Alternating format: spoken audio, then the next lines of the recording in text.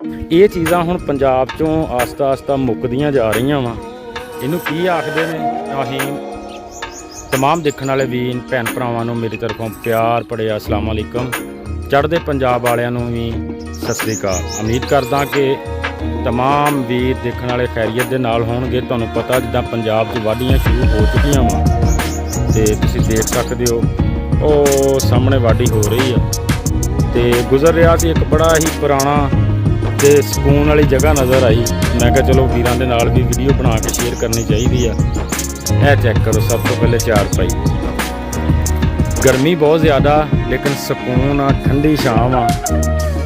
यह चारपाई विछी आ, और सामने सड़क चल रही है, तुसीं इत्थे बैठ के आराम कर सकते हैं गर्मी च।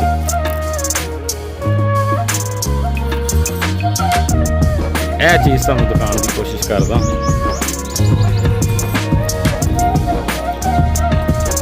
है देखो, इनू की आखदे ने? जिस वीरां नूं पता कमेंट्स बॉक्स जरूर दस्सिओ।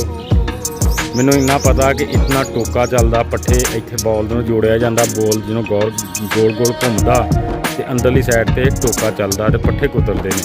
आओ वो भी दिखाना। सामने देख सकते हो किड्डी प्यारी बकैन का दरख्त आ, थल्ले डंगर बड़े सुकून के नाल आराम कर रहे आ।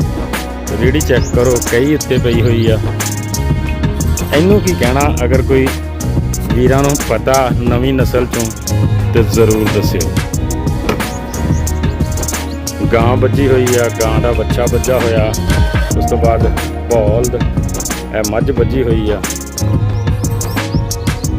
ये चीज़ां हुण पंजाब चों आस्ता आस्ता मुकदियां जा रही वा ते शुक्र करते हैं सोशल मीडिया ना कि जिहड़ा रिकॉर्ड करके अपने अंदर इनू महफूज रखदा, ताकि आने वाली नस्लां देख सकन कि साडे जिहड़े बजुर्ग सी वो किस तरह की जिंदगी गुजारते सी। यह बरतन पिया जा नमाज अदा करन दी।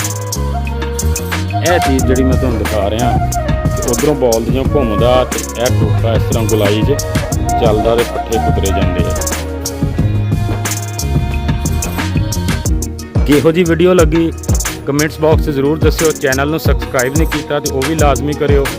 सपोर्ट करिया करो यार, पंजाब के कल्चर नूं असीं तां लैके जाना। पंजाब नूं प्यार करने वाले लाजमी सपोर्ट करियो।